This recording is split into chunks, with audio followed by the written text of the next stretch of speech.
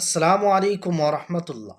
সুধী শ্রোতা মণ্ডলী, গত ভিডিওতে আমরা শুনেছিলাম মুফতি আরিফ বিন হাবিব হাফিজাহুল্লার মুখ থেকে পাপ ছেড়ে দেওয়ার 15টি উপায়ের মধ্য হতে একটি উপায়। আজ আমরা শুনব 2 থেকে নিয়ে 15 নম্বর পর্যন্ত। তাহলে দেরি না করে শুরু করা যাক। আপনাদের কাছে একটি রিকোয়েস্ট, যদি চ্যানেলে নতুন হয়ে থাকেন অবশ্যই চ্যানেলটিকে সাবস্ক্রাইব করে পাশে থাকবেন। 2 নাম্বার, বেশি বেশি ইস্তেগফার পড়া। একটু বলি আমরা, আস্তাগফিরুল্লাহ আস্তাগফিরুল্লাহ। এটা পড়তে কি কষ্ট হয়? এটা পড়বেন সব সময়। কৃষি কাজ করেন পড়বেন, বাসে বৈশা রয়েছেন পড়বেন।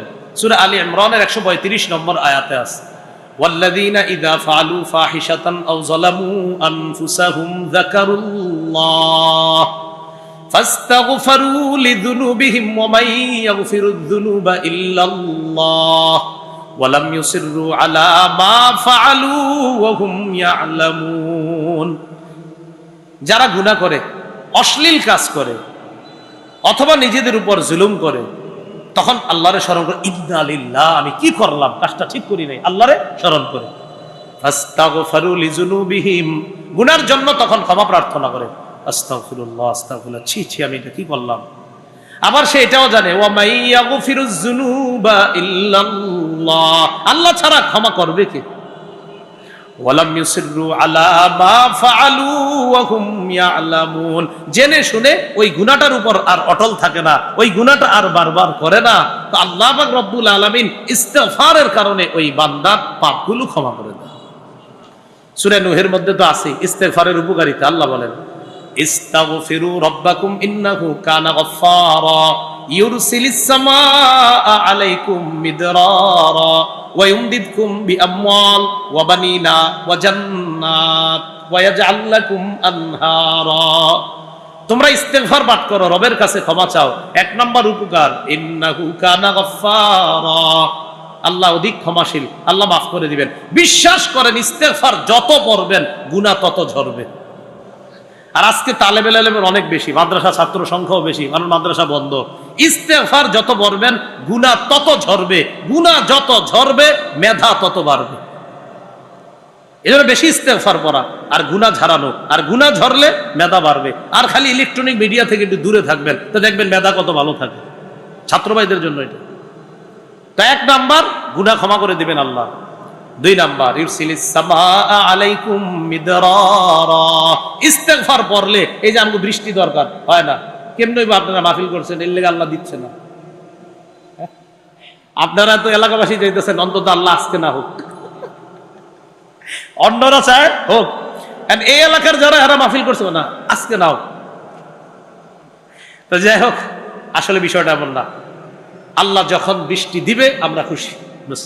এটা আমাদের মাহফিল, এটা হোক না হোক এটা না, আল্লাহ যেটা খায়ের মনে করবে, মঙ্গল মনে করবে, সেটাতে আমরা খুশি। হ্যাঁ, ঠিক না? তো যাই হোক, যদিও মাহফিল আয়োজকরা সবসময় চায় হুজুর বৃষ্টিটা আজকে যেন না হয়, দোয়া চাই। তো ইস্তিগফার পড়লে 2 নাম্বার উপকার, ইউরসিলিস সামাআ আলাইকুম মিদরারা, আসমান থেকে মুষলধারে বৃষ্টি। এটা তার উদ্দেশ্য এখানে রহমত, বৃষ্টির মতো রহমত আল্লাহ নাজিল করবেন। যদি মুফাসসিরিনে কেরাম অনেক ব্যাখ্যা লিখছে এটা। 3 নাম্বার, ওয়ায়ুমদিদকুম বিআমওয়াল, সম্পদের অভাব তো ইস্তিগফার পাঠ করেন। হুজুর টাকা পয়সার অভাব, ইস্তিগফার পাঠ করেন। আল্লাহ বলেন তোমাদেরকে আল্লাহ সম্পদ দ্বারা সাহায্য করবেন। 4 নাম্বার, ওয়াবানিনা, সন্তান আপনার হচ্ছে না, আপনি খালি অমুক জমুক জায়গায় তো দৌড়ান আর সন্তান চান। তান্ত্রিক মান্ত্রিক আরো কত কিছু লেখা থাকে, অ্যাডভারেজ থাকে, সেখানে যান আপনারা। এই তন্ত্র মন্ত্রের কাছে না যায় ইস্তিগফার পাঠ করেন, আশা রাখেন আল্লাহ সন্তান দান করবেন। আরে বানিনা বলছে তো আল্লাহ, তো কেন ইয়াকিন করবো না আমরা? আল্লাহ তো বলছে বানিনা, সন্তান দ্বারা সাহায্য করবেন। ওয়াজআল লাকুম জান্নাত, যাদের ক্ষেত খামার আছে, কৃষি কাজ করেন, তো এরা কিন্তু ক্ষেতের পাগল, জমির পাগল। আপনাদের জমি জমা দরকার হালাল ভাবে, ইস্তিগফার বেশি পাঠ করেন, আল্লাহ পাক রব্বুল আলামিন জান্নাত, জান্নাত বাগান উদ্যানের মালিক বানায়া দিবেন। এখানে প্রথম তাফসীর হলো দুনিয়াতে, দুনিয়াতে উদ্যান। ওই যেই জাতিকে আল্লাহ বলছে তাদেরকে আল্লাহ ওয়াদা করছে, তোমাদের তো বাগান দরকার, উদ্যান দরকার, আমি আল্লাহ তোমাদেরকে উদ্যান বাগান দেওয়ার, বাগান দিয়ে সাহায্য করার ওয়াদা করলাম। তাহলে গুনাহ মাফের 2 নাম্বার উপায় ইস্তিগফার পড়া। 3 নাম্বার উপায় আমার সাথে একটু বলেন, বলেন ক্ষমা পাওয়ার আশায় ক্ষমা চাওয়া। সুন্দরভাবে আবার মনে রাখবেন, বলেন ক্ষমা পাওয়ার আশায় ক্ষমা চাওয়া। সহিহ তিরমিজির বর্ণনা 3540 নম্বর হাদিস। আল্লাহ পাক রব্বুল আলামিন হাদিসে কুদসির মধ্যে বলেন, ইয়া আদম ইন্নাকা মা দাউতানি ওয়া রাজাউতানি গফারতু লাকা আলা মা কানা ফিকা ওয়ালা উবালি। হে আদম সন্তান, তুমি যতক্ষণ ক্ষমার আশায় আমাকে ডাকতে থাকো। আবার বলছি, আল্লাহ বলেন তুমি যতক্ষণ ক্ষমার আশায় আমাকে ডাকতে থাকো, আমি তোমাকে ততক্ষণ ক্ষমা করতেই থাকবো। আর আমি আল্লাহ এতে কোনো পরোয়া করি না। আমার বান্দা ক্ষমার আশায় আমারে ডাকবে আর আমি ক্ষমা করব না, এটা হতে পারে না। তুমি ক্ষমার আশায় যতবার ক্ষমা চাও আমি ততবার তোমাকে ক্ষমা করি, এতে আমি আল্লাহ কারো পরোয়া করি না। এরপরে আল্লাহ বলেন, ইবনা আদম লাউ বালাগাত যুনুবুকা আনানাস সামা সুম্মা ইস্তাগফারতানি গফারতু লাকা আলা মা কানা ফিকা ওয়ালা উবালি। আকাশের চূড়ায় গিয়ে যদি তোমার গুনাহ পৌঁছে যায় আর তুমি যদি আমার কাছে ক্ষমা চাও ক্ষমার আশায়, আমি এই পরিমাণ গুনাহ তোমাকে মাফ করে দিতে আমি আল্লাহ কারো পরোয়া করি না। তাহলে 1 নাম্বার তওবা করা, 2 নাম্বার ইস্তেগফার করা, 3 নাম্বার ক্ষমা পাওয়ার আশায় ক্ষমা চাওয়া। 4 নাম্বার গুনাহ মাফের উপায় রাসূলুল্লাহ সাল্লাল্লাহু আলাইহি সাল্লামের অনুসরণ করা। তো এই যুগে অনুসরণ হলো রাসূলের সুন্নাহের অনুসরণ করা। সূরা আলী ইমরানের 31 নম্বর আয়াতে আল্লাহ বলেন, কুল ইন কুনতুম তুহিব্বুনাল্লাহা ফাত্তাবিউনি ইউহিব্বুকুমুল্লাহ ওয়া ইয়াগফির লাকুম যুনুবাকুম। নবী আপনি বলেন, তোমরা যদি আল্লাহকে ভালোবাসো, ফাত্তাবিউনি, তোমরা যদি আল্লাহকে ভালোবাসো, ফাত্তাবিউনি, তাহলে আমি নবীর অনুসরণ করো। লাভ কি? ইউহিব্বুকুমুল্লাহ, আল্লাহ তোমাদেরকে ভালোবাসবেন। ওয়া ইয়াগফির লাকুম যুনুবাকুম, তোমাদের গুনাহগুলো আল্লাহ মাফ করে দিবেন। তাহলে রাসূলের সুন্নাহের অনুসরণ যদি প্রকৃতভাবে করতে পারি আল্লাহ গুনাহ মাফ করবেন। সুন্নাহের প্রকৃত অনুসরণ করার জন্য আলেমদের সংস্রবে যাওয়ার কোনো বিকল্প নেই। আলেমদের কাছে যাইতে হবে, তাদের কাছে গিয়ে শিখতে হবে। গুনাহ মাফের 5 নাম্বার উপায় আযান দেওয়া। কি দেওয়া? এখন কি হইতেছে? আর গুনাহ মাফের 5 নাম্বার উপায়ও কি? আযান। কি এক মিলে গেল বিষয়টা। গুনাহ মাফের 5 নাম্বার উপায় আযান দেওয়া। আবু দাউদ শরীফের 515 নম্বর হাদিসে আসছে, আল মুআজ্জিনু ইউগফারু লাহু মাদা সাউতিহি, মুয়াজ্জিনের আযানের আওয়াজ যত দূর পর্যন্ত যাবে এই পরিমাণ পর্যন্ত তার গুনাহ মাফ করে দেওয়া হবে। তার মানে গুনাহ মাফের একটা মিটার বোঝানো হয়েছে, ও প্রচুর গুনাহ তার মাফ করে দেয়। এজন্য সবাই আযান দেওয়ার চান্স নেবেন, বাকি বিশুদ্ধভাবে, অশুদ্ধভাবে না।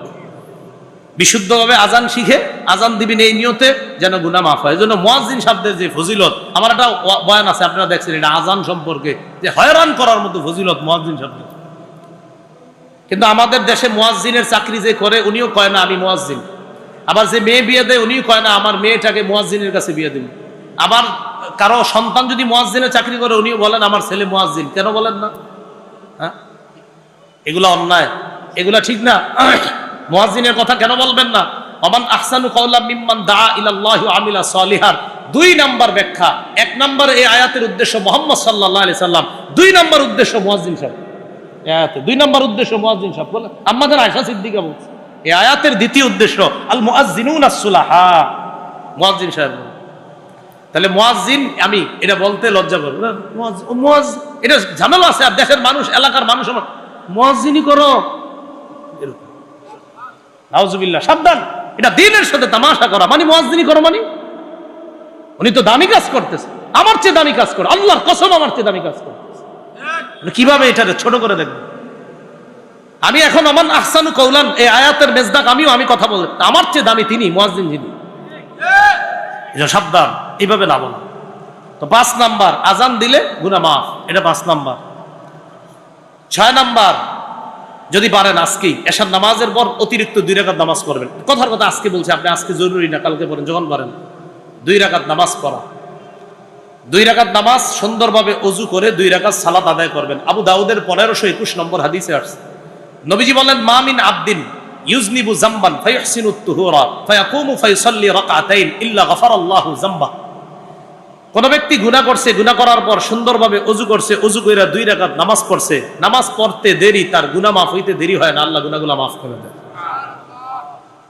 7 নাম্বার 5 ওয়াক্ত ফরজ নামাজ আদায় করা।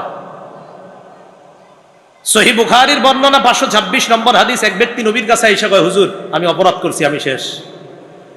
ওই মুহূর্তে আল্লাহ সূরা হুদের 114 নম্বর আয়াত নাযিল করে দিস, ওয়াকিমিস সালাতা তারাফাইন নাহারি ওয়া যুলাফাম মিনাল লাইল, দিনের 2 অংশে সালাত আদায় করো, রাতের কিছু অংশে, মানে ফজর থেকে একদম এশা পর্যন্ত এই নামাজ আদায় করো। ইন্নাল হাসানাত, ইন্নাল হাসানাত, এই জায়গা ইন্নাল হাসানাত, এই 5 ওয়াক্ত নামাজ ইউযহিবনাস সাইয়্যাত, পাপগুলোকে ক্ষমা করে দেয়। তুমি যেই পাপ করে আসছো, ওই যে এক ব্যক্তি আসছে, তুমি 5 ওয়াক্ত নামাজ ঠিকমতো পড়ো, আল্লাহ এই পাপ মাফ করে দিবেন। ওই সাহাবী নবীজিরে বললেন, হুজুর আলিয়া হাজা, এটা কি শুধু আমার জন্য এই বৈশিষ্ট্য? নবী বললেন, না, লি জামিই উম্মতি কুল্লিহিম, আমার সব উম্মতের জন্য এই বৈশিষ্ট্য। 8 নাম্বার জামাতের সাথে নামাজ পড়া। বলি কিসের সাথে? জামাতের সাথে নামাজ পড়া। এটা বুখারীতে আসছে, আবু দাউদে আসছে, মুসলিম শরীফে আসছে 2764 নম্বর হাদিস। এক ব্যক্তি নবীজির কাছে আসছে, আয়েশা বলে, আসাবতু হাদ্দান ফাআকিমহু আলাইয়া, হুজুর আমি এমন অপরাধ করছি যে অপরাধে আমাকে হদ প্রয়োজন, হদ আমার উপর ইসলামী শাস্তি বিধান এটা প্রয়োগ করা দরকার। এই মুহূর্তে নামাজের সময় হয়ে গেছে, নবীজি নামাজে দাঁড়াইছে, নামাজে দাঁড়ানোর পর নামাজ শেষ, ওই ব্যক্তি আবার কয়, হুজুর আমার বিষয়টা কি জানি তুমি? কয়, হুজুর আমি ওই যে পাপ করছি, আপনার কাছে আসছি। হাদরতাস সালাতা মা'ানা, আমাদের সাথে নামাজ পড়ছো? কয় জি। ও আমাদের সাথে নামাজ পড়ছো জামাতে? কয় জি। কয় গুফির লাকা, তোমাকে মাফ করে দেওয়া হয়েছে। জামাতের সাথে নামাজ আদায়, এগুলাও কিছু গুনাহ মাফের কারণ। 9 নাম্বার পাপ হয়ে গেলে, বলেন পাপ করলে কই নেই, আমি বলছি পাপ হইলে, পাপ তো করবো না ইনশাল্লাহ, পাপ হয়ে গেলে সাথে সাথে একটা ভালো কাজ করা। তিরমিজির বর্ণনা 1987 নম্বর হাদিস, নবী তার সাহাবী আবু যর গিফারীকে বলেন, ইত্তাকিল্লাহা হাইসুমা কুনতা ওয়া আতবিইস সাইয়্যাতাল হাসানাতা তামহুহা, আবু যর যেখানে থাকো আল্লাহকে ভয় করো, খারাপ হয়ে গেলে সাথে সাথে একটা ভালো কাজ করবা, তোমার ভালো কাজটা ওই খারাপ কাজকে মিটাইয়া দিবে। কয় নাম্বার গেল? 8 না 9 গেল। 10 নাম্বার জিকিরের মজলিসে বলা, একবার সুবহানাল্লাহ পড়েন। আপনারা এখন বসা জিকিরের মজলিসে, সুবহানাল্লাহ। জিকিরের মজলিসে বসলেও গুনাহ মাফ। সহিহ বুখারী 6408 নম্বর হাদিস, লম্বা হাদিস। আমাদের এই পুরা মজলিসকে ফেরেশতারা বেষ্টন করে প্রথম আসমান পর্যন্ত চলে গেছে। আল্লাহ তাদেরকে লম্বা প্রশ্ন করে, সর্বশেষ আল্লাহ বলে, ইশহাদু আন্নী কদ গফরতু লাহুম, সাক্ষী থাকো আমি তাদেরকে মাফ করে দিলাম। 11 নাম্বার বেশি বেশি জিকির করা। কি করা? জিকির করলেও গুনাহ মাফ। যেমন সহিহ বুখারী একটা বর্ণনা আসছে 6405 নম্বর হাদিস, মান ক্বালা ফিল ইয়াউমি মিআতা মাররা সুবহানাল্লাহি ওয়া বিহামদি, কেউ যদি দিনের বেলা 100 বার পড়ে সুবহানাল্লাহি ওয়া বিহামদি, সুবহানাল্লাহি ওয়া বিহামদি, সুবহানাল্লাহি ওয়া বিহামদি, বাস একটু 100 বার পড়ে, হুত্তাত খাতায়াহু ওয়া ইন কানাত মিসলা জাবাদিল বাহরি, সমুদ্রের ফেনা পরিমাণ গুনাহ আল্লাহ মাফ করে দিবেন। কত গেল? 11। 12 নাম্বার বলেন হিম্মত করা, এটা বেশি জরুরি। বলেন হিম্মত করা। হিম্মত, আমি গুনাহ করব না, না না করব না, না না আমি করব না, না আমি করব না, হিম্মত করা। হিম্মত আপনারে আগায়া দিবে। সহিহ মুসলিমে আসছে, আল মুমিনুল কবিয়্যু খায়রুন ওয়া আহাব্বু ইলাল্লাহ মিনাল মুমিনিদ দাঈফ, তিনি কষ্ট করে গুনাহ করে না, হিম্মত করে গুনাহ করে না, না আমি খালি গুনাহ করি, আমি দুর্বল মুমিন, তিনি শক্তিশালী মুমিন। রাসূল বলেন, শক্তিশালী ঈমানদার আল্লাহর কাছে দুর্বল ঈমানদারের চাইতে দামি। 13 নাম্বার নিয়ত করা। বলেন এই নিয়ত করা, বলেন একটু এই নিয়ত করা। আবার এই নিয়ত করা, গুনাহের সুযোগ আসলেও গুনাহ করব না। মানে গুনাহের সুযোগ একটা হলো আপনি নিয়ত করছেন করব না, এই কিছু আছে আপনার অটো নিয়ত। অটো নিয়ত বুঝেননি? জি ইনশাল্লাহ, জি ইনশাল্লাহ, মানে এটা অটো, মানে হুদাই একটা নিয়ত করছে যে হুজুর ইনশাল্লাহ, এটা একটা তামাশা নিয়ত।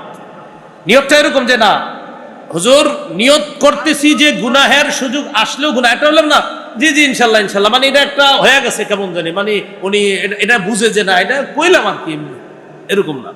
সুন্দরভাবে নিয়ত করা, গুনাহের সুযোগ আসলেও গুনাহ করব না, এটা পাক্কা নিয়ত করা। এখন মুসলমান একদম ঢালাও ভাবে বলে ফেলে, হ্যাঁ ঠিক আছে ঠিক আছে ঠিক আছে, এরকম না। নিয়ত করা পাক্কা ভাবে। মান হাম্মা বি হাসানা, কেউ যদি একটা ভালো কাজের নিয়ত করে, ফালাম ইয়ামালহা, কিন্তু কাজটা করে নাই, কাতাবাহাল্লাহু লাহু ইনদাহু হাসানাতান কামিলা, আল্লাহ তার আমলনামায় একটা সওয়াব দেয়। এই সওয়াবটা যদি সে ওই আমলনামাটা করে নাই, তাই 1 সওয়াব, যদি করে তাহলে আল্লাহ 1 থেকে 10 পর্যন্ত বাড়ায় দেয়। কেউ আরো বেশি লেখছে। অমান হাম্মা বিসাইয়্যা, কেউ যদি গুনাহের নিয়ত করে, ফালাম ইয়ামালহা, গুনাহের নিয়ত করার পর সুযোগ আসার পরে গুনাহটা করে নাই, আল্লাহ তাকেও পরিপূর্ণ একটা সওয়াব লিপিবদ্ধ করে দেন।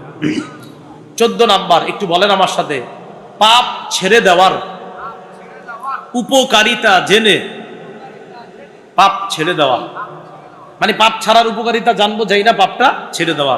সূরা নাজিয়াতের মধ্যে আছে, ওয়া আম্মা মান খাফা মাকামা রাব্বিহি ওয়া নাহান নাফসা আনিল হাওয়া, যে ব্যক্তি তার রবের সামনে দাঁড়ানোর ভয় করে, কুপ্রবৃত্তির অনুসরণ থেকে বিরত থাকে, ফাইন্নাল জান্নাতা হিয়াল মাওয়া, জান্নাত হলো তার ঠিকানা। সুবহানাল্লাহ। আল্লাহর সামনে দাঁড়ানোর ভয়, তাই ওয়া নাহান নাফসা আনিল হাওয়া, কুপ্রবৃত্তি থেকে নফসকে বিরত রাখে, হেফাজত করে, তার ঠিকানা জান্নাত। 14 নাম্বার গুলো। 15 নাম্বার, পাপ করার ক্ষতি জেনে পাপ ছেড়ে দেওয়া। বুঝলেন? 14 নাম্বারটা বলছি পাপ ছাড়ার উপকারিতা জেনে পাপ ছেড়ে দেওয়া, আর 15 নাম্বারটা পাপ করার পাপ করার ক্ষতি জেনে পাপ ছাড়া। ওটা গেল ছাড়ার উপকারিতা জেনে ছাড়া, আর এটা হলো পাপ করার ক্ষতি জেনে পাপ ছাড়া। সূরা হাশরে 19 নম্বর আয়াত, ইয়া আইয়ুহাল্লাযীনা আমানুত্তাকুল্লাহ ওয়াল তানজুর নাফসুম মা কদ্দামাত লিগাদ, হে ঈমানদাররা তোমরা আল্লাহকে ভয় করো, ওয়াল তানজুর নাফসুম মা কদ্দামাত লিগাদ, প্রত্যেকে যেন আগামীকালের জন্য চিন্তা করে সে কি পাঠাইছে, এই টেনশনে পাপগুলা ছেড়ে দেওয়ার চেষ্টা করা। 15টা ছেড়ে দেওয়ার কারণ জানলাম, আর পাপের কথা জানলাম। ও আচ্ছা আচ্ছা, ঠিক আছে। আল্লাহ আমাদের সকলকে পাপ মুক্তভাবে যেন আমরা আমাদের জীবনটা গঠন করতে পারি তৌফিক দান। এটা ঘোষণা দেওয়ার জন্য বলা হয়েছে। আমার সংকলন করা মিম্বরের আমানত যারা অনলাইন থেকে সংগ্রহ করেছেন আলহামদুলিল্লাহ, যারা সংগ্রহ করতে পারেন নাই তারা ওই গাড়ি থেকে গাড়ির কাচ না ভাঙিয়া সংগ্রহ করতে পারেন। হ্যাঁ।